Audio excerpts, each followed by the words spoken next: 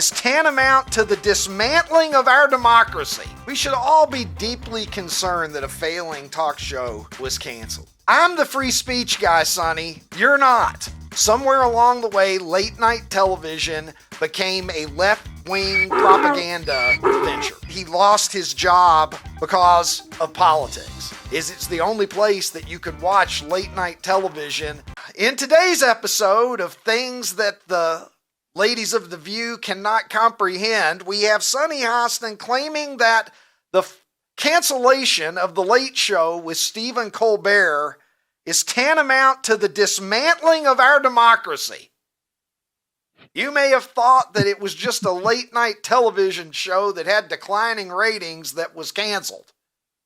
Well, you'd be mistaken, says Miss Hostin, because actually our Constitution is under attack, and rather than me try to be the translator for this idiocy, let's just listen.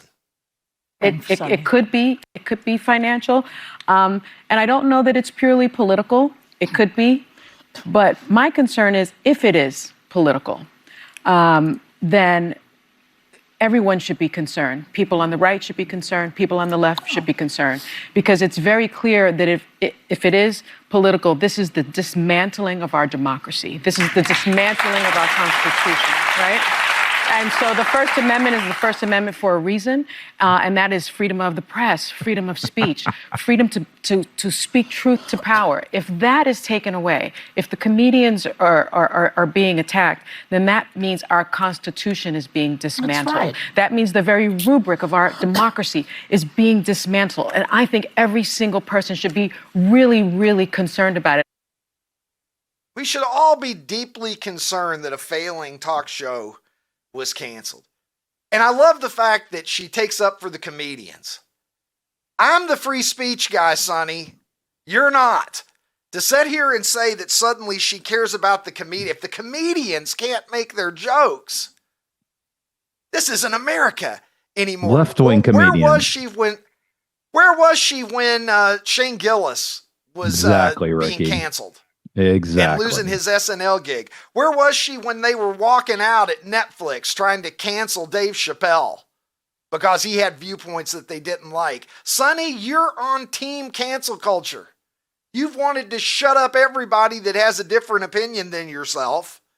But suddenly when Stephen Colbert gets canceled, oh my goodness, the comedians are the truth tellers.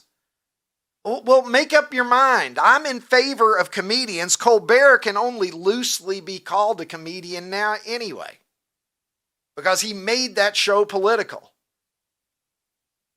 There used to be political jokes when I grew up watching late night TV, watching Johnny Carson, who we're going to hear from in a moment on this very topic. He would make jokes, but he was an equal opportunity joke maker. He would make jokes about Carter. He would make jokes about Reagan. It was light humor. Somewhere along the way, late night television became a left-wing propaganda venture. And it didn't matter what channel that you turned it to. It's why Greg Gutfeld has become so popular, is it's the only place that you could watch late night television without having left-wing talking points drilled into your head. And no, we haven't forgotten Stephen Colbert dancing around trying to tell us that we should all get vaccinated. And everything that he pushed. He had James Comey on the show recently lobbing him softballs about the whole 86-47 thing. But Sonny Hostin now really cares about this because our Constitution is being assaulted because a comedian lost his job. Let's be real about this. Colbert had the highest ratings in late night for a long period of time. But since 2018, his average audience has decreased 40%. And that results in about a 40% loss in ad revenue as well, and tens of millions of dollars in deficits. This is a simple explanation. This guy went from just north of 3 million viewers a night to just south of 2 million viewers a night. And she thinks that he lost his job because of politics. Very interesting, Sonny Hostin. He lost his job because people got tired of it. They got tired of being preached to every night during a time slot that's supposed to be a place where you can kick up your feet, relax, and enjoy some humor and conversation. And it's been made into MSNBC late night, which is what you see when you turn to multiple late night programs in this country, not just Colbert. Johnny Carson, the king of late night, in my opinion, to this day, the greatest to ever do it. He didn't go in that direction, and he sat down years ago with Mike Wallace of 60 Minutes and explained to him exactly why he thought it was a bad idea. Do you get sensitive about the fact that people say he'll never take a serious controversy? Well, I have an answer to that. I said, now, tell me the last time that Jack Benny, Red Skelton, any comedian, used his show to do serious issues. That's not what I'm there for. Can't they see that? But you're not... Why do they think that just because you have a Tonight Show that you must deal in serious issues? It's a danger. It's a real danger. Once you start that, you start to get that self-important feeling that what you say has great import. And you know, strangely enough, you could use that show as a forum. You could sway people, and I don't think you should as an entertainer. Do you detect any lies? There's Johnny decades before what has become of late night television today, basically warning us of what would happen if hosts took that attitude. And I don't even think that Johnny could have foreseen how partisan it became. It's not just taking on serious issues. It is taking on serious issues and falling into line with Democratic talking points on every single one. And half the country lost interest. They started to find it unwatchable because they were having things pushed on them that were not their beliefs. So they started going elsewhere for their entertainment, and Stephen Colbert is a casualty of the free market. I don't think we have to worry about our Constitution, although I will say this. If and when The View gets canceled, which it so richly deserves to be canceled, I can't wait to hear the whining and the histrionics that are going to come from the women who are on that panel, because they're going to have to believe that it is the absolute end of Western culture because they have been rejected, which they inevitably will be one day. Jeff Teague, former NBA player, is rejecting his own statements that he made on his podcast. You may have seen this going around. Jeff Teague just very casually dropping it out there that, well, maybe LeBron James was doing some unsavory things when he was in Miami. He was on steroids, bro. He had to sit out. He was on steroids for real. like legit was on steroids, bro. Allegedly, but like he had to sit out. But y'all remember when they told him like they there goes the Club Sports allegations? Y'all remember that though? He was legit on steroids, bro. Allegedly. Jeff Teague saying that they started testing for HGH and LeBron had to sit. All right, well, Jeff Teague is walking this back. He later took to his Instagram story to say, y'all weird. I was joking about LeBron. He was just that dominant. Chill. Well, which is it, Jeff? It sure sounded like you meant it when you said it. Bullshit. Saying they started testing for HGH and he had to sit out. He said his back was hurting and he sat out for 3 weeks and came back skinny. Jeff Teague says, although we do want to get the timeline right here, the NBA did not start testing for human growth hormone until the 2015-2016 season, and that was after LeBron left Miami in 2014. So the timeline doesn't quite line up, but I know what LeBron James' attorney has to say about this. His counter argument made in court. Everything that guy just said is bullshit. Thank you. Do we think that LeBron James... We traditionally have not had to have the PED discussion when talking about the greats of other sports besides baseball. Although we know that athletes in other sports certainly have joined them. I have a friend who I shall not name, but who is a friend of this program, who deeply believes that Tiger Woods was using performance-enhancing drugs at the peak of his career. He has nothing to base it on. He's just speculating. All right. NFL players, we expect them to be jacked to the gills. So we've never really worried about it. But with baseball, it was the records. The home run record was sacrosanct. So Mark McGwire and Sammy Sosa blowing past Roger Maris, people found it offensive. Barry Bonds setting the home run record over Hank Aaron, there were people who found it offensive. We don't have it in other sports in that way. So Jeff Teague, I wonder, do other players talk? He was real quick on the trigger with that, but officially he's walking it back. And with that, I welcome to the program the international streaming star who joins me from Nashville, Tennessee. He is, of course, Ronnie T-Shirts. Ronnie, what do you make of Jeff Teague? He puts that out there like, bro, just for real. You know LeBron was on steroids, and then immediately as it gets out and starts to go viral, he attempts to walk it back. Y'all weird for believing what I say on my podcast. How dare you? You know everything I say on my podcast is just a big joke. Y'all weird. Yeah, Seemed like he meant it when he said it. Seems very much like he meant it. Seems very much like he got a phone call or an email, telegram. I don't know what he got. He got something from somebody, and he's like, I better make a post real quick. Tell everybody, y'all weird. I was just kidding. How do you know I wasn't? Of course I was kidding. I wouldn't say that about LeBron. Just chill. He said allegedly, even on the podcast, but it's interesting. Ron, I'm not going to leave Sonny Hostin setting on a tee for you and then change the subject. I'm just chomping at the bit. Yeah, I mean, she's your favorite panelist on that show anyway, I'm aware.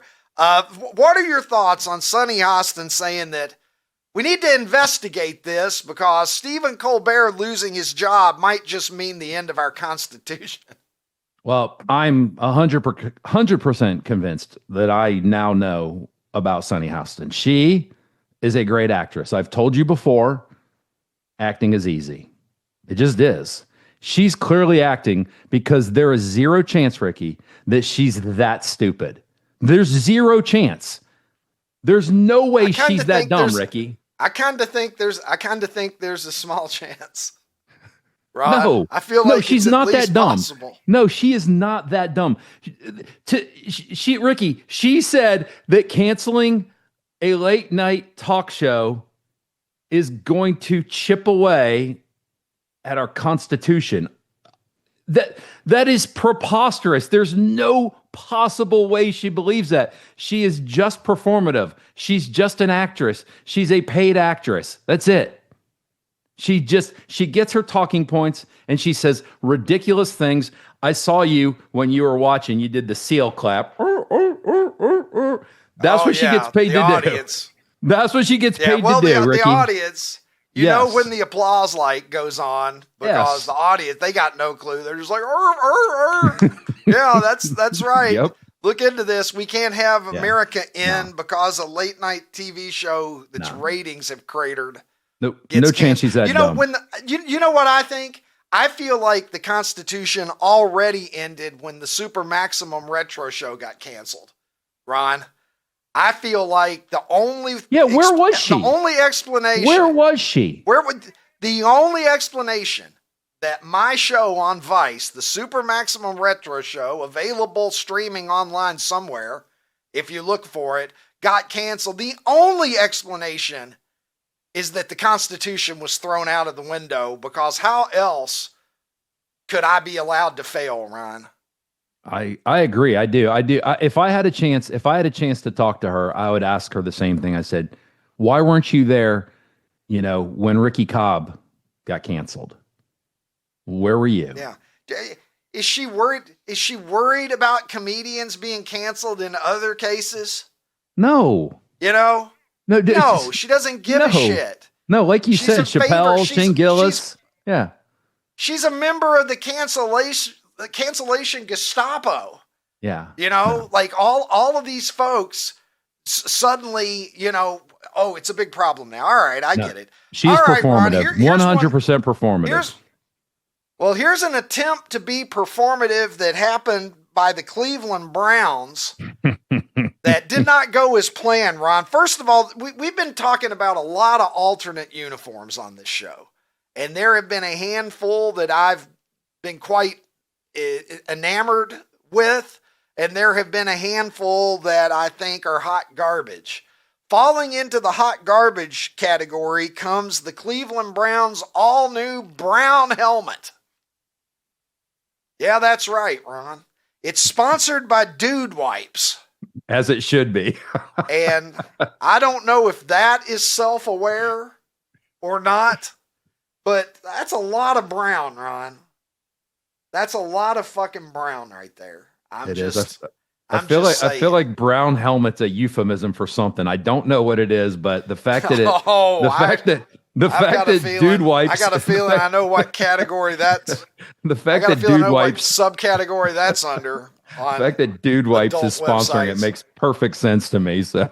Oh God! So they did an unveiling of the helmet, and well, it just went sideways. Ron, let's take a look here at the big moment where the Browns are going to unveil this, and just.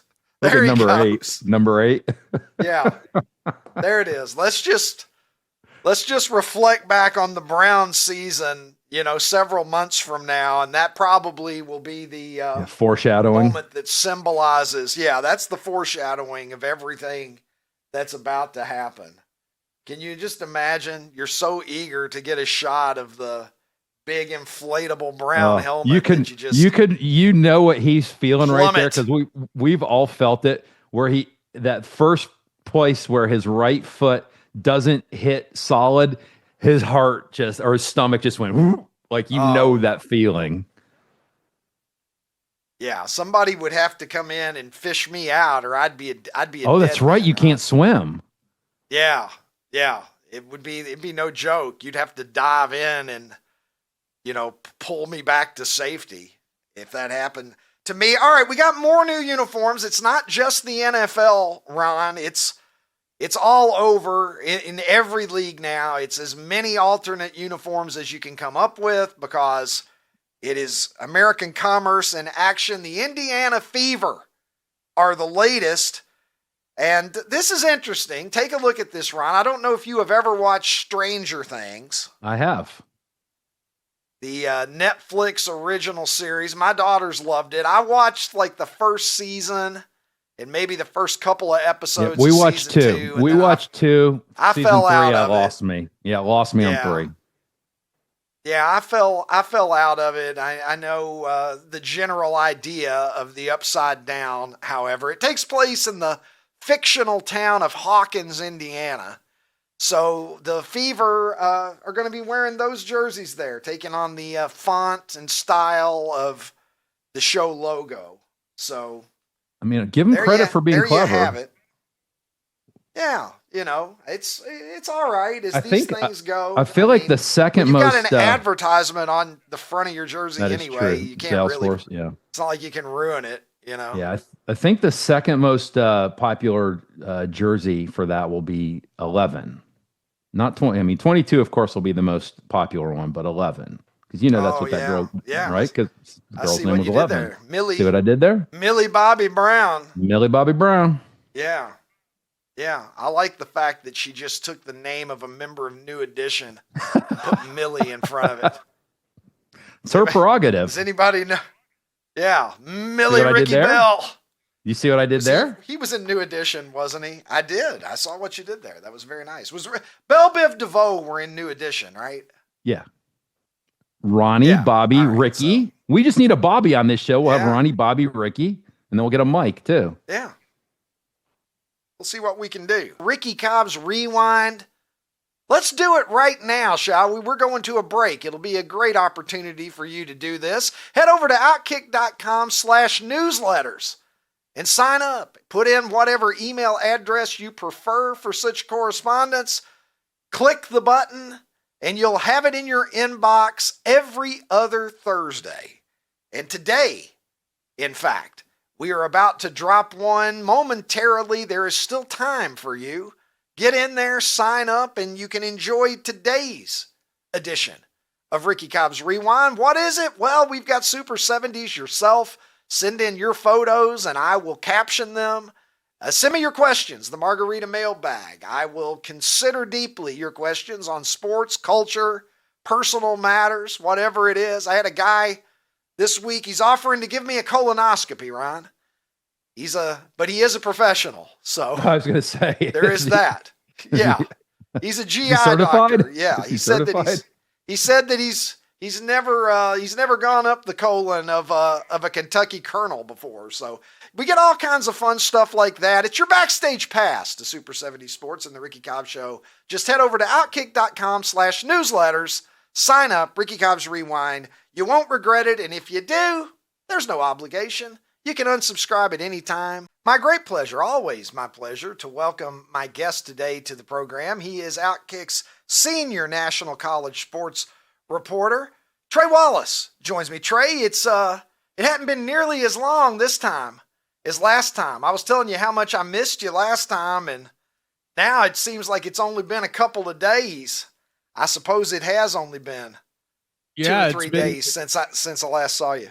Yeah, SEC Media Days, which feels like it was yesterday, but it's been about a week. And so, I mean, we're getting closer to the season. I am sick and tired of talking about NIL, NCAA rules, college football playoff format. I'm just ready to get to the season. We got a great slate for the first 2, even the opening weekend. You know, we get a game in Ireland, and then Labor Day weekend is going to be off the charts. So I'm just ready for them to put pads on, get on the field, start hitting each other. For the love of God. Well, I'll tell you, having you on the program is a good indication that we are getting to what some people consider to be the best time on the sports calendar. And there's a lot of interesting stuff happening, and I know that there's a lot of stories that you are following and reporting on right now, Trey. Let's start with Deion Sanders. Deion Sanders seems conspicuously absent from Boulder, Colorado. We haven't seen him there since the spring game back in April. I know he was at Big 12 Media Day, but went back home after that. I mean, the guy has made precious few public appearances. What the hell is going on with Deion Sanders and the situation with Colorado? Yeah, he stopped by Buccaneers practice yesterday to see his son Shiloh, see a couple coaches. But the biggest thing to me is he's obviously, and his son has put it out on videos, he's dealing with a health issue that has lingered now for, I would say 4 months. And it's something that forced him to stay at his ranch in Texas. And there's been a lot of talk, there's been a lot of conversations. I've spoken with a lot of people about this. The first time that he really got to put his hands around his 2 quarterbacks, who we don't know who's going to start yet, between Caden Salter and Julian Lewis, was at Big 12 Media Day. And I think that, and also the biggest thing too is he's missed out on the recruiting period that happened at Colorado, missed out on all the camps for kids that would come, but also prospects down the road. It's been an interesting time for the folks in Boulder because they didn't know how this was going to turn out. There were talks, is Deion Sanders going to be the head coach at Colorado first game of the season against Georgia Tech? And look, I would be remiss if I didn't say, obviously those conversations are quietly being held behind the scenes. I think he's going to be the head coach for the first game of the year. My biggest concern is, will he be the head coach when the 7th game comes around or the 8th game? What is the health situation for him? How's that going to play out in his stamina to be the head coach at Colorado? I think, to me, that is a bigger question mark than who the starting quarterback is going to be. And when you look at the whole situation, it's not normal. And obviously dealing with health issues like that throws a wrench in everything, but it's not normal to not be around your team, for 4 months. And I think the other thing that's saying, there's only so much you can get off Zoom. And even his son, Deion Jr., called Bucky, was talking about in videos that they had put out on social media, Ricky, that they don't know what type of players they have there. They haven't been around them. They hadn't seen them. There's only so much you can do off Zoom. And I think, to me, as we all know, as we went through the COVID era with that mess, we don't know what Colorado is going to look like this year. And we don't know, in my opinion, if Deion Sanders is going to be the coach in 2026. If I had to put money on it right now, this would be his last season at Colorado. And I think that, there are folks that share that sentiment because we don't know exactly what's going on. Now, I will say this, like they have said, and when I say they, his camp in media videos that have been posted out, that he will discuss it. He will talk about it. Well, I promise you, he's not going to get into everything that happened over the last 4.5 months. And to me, it's going to be very interesting how this thing plays out, starting at the end of this week, which is tomorrow, which they said, okay, be back in Boulder by then. And then you're starting fall camp, Ricky, and you got to figure out what the hell you have. I mean, if you're coming off a year where, okay, you lost in the Alamo Bowl, you retired Shedeur, and most importantly, Travis Hunter's number in jersey and whatnot at Colorado, like there are expectations. You have to continue to grow the program. And right now, I don't see that. I think they have a quarterback for the future in Julian Lewis, but what I'm getting at is overall continuing that momentum, because what's the storyline been this offseason? It ain't been on Deion. It's been on Bill Belichick at North Carolina. There's a reason why ESPN is probably about to do everything they can to have all 12 games broadcast on their network for the upcoming season, besides one game that'll be on the CW network, if you can even get that. But I to me, it's just one big question mark. And I'm interested to see what he says when he meets with the media. I think it's going to be next week, if I'm not mistaken, in Boulder, and what kind of questions are asked. And at the end of the day, what does this look like for the future? So again, I'm not going to violate some HIPAA law by getting into what I think is transpired with Deion Sanders from the health situation. And I pray that everything goes well and he gets better. But overall, as a head coach in college football, to me, there's just a lot of question marks about what's going on in Boulder. Trey, apart from the health issue, and if we could just set that aside for a moment, and obviously that's what's going on here, so you can't really do that. But just from what Deion has in his heart, with Shedeur gone, with Travis Hunter gone, and the reality setting in of okay, the Heisman guy's gone, my son is gone. Does he have the appetite just purely from a love of coaching, love of being in Colorado standpoint, that you feel if he's healthy, and we certainly hope that he will be, that he's committed to this, or are there other issues there beyond his health? I think that's the thing that I look at. I more so than the health, and that's not to degrade the health situation at all. It's what does it look like for Colorado's future? What have we talked about for the last 2 to 3 years? It's all been about Deion Sanders, Colorado, Travis Hunter, Shedeur Sanders, and them taking the spotlight. OutKick has done a lot in coverage of Colorado football, and I look at it this year, and to me, I think the bigger storyline is the one that's 3 hours from me right now in Chapel Hill, North Carolina, compared to where Deion is. So you're trying to keep that momentum going at Colorado, and maybe they can do it. Now, I think there are 5 or 6 teams in the Big 12 that are better than Colorado this year. So when you look at it and wrapping that question kind of all up here, I I look at the future as in this is going to be the test. Can I really go back to Boulder, a place that he hasn't been at in 4 months, and get back into the swing of things of being the head coach of Colorado? That's a big task. And I think overall, too, when you don't have your kids around, when you're starting something fresh, per se, I think to me, that's going to be the test, the limit. How much can he handle? How much does he still have a love for it? There's no denying that he loves his players. I get that part. That's why 5-star Julian Lewis went there to play quarterback.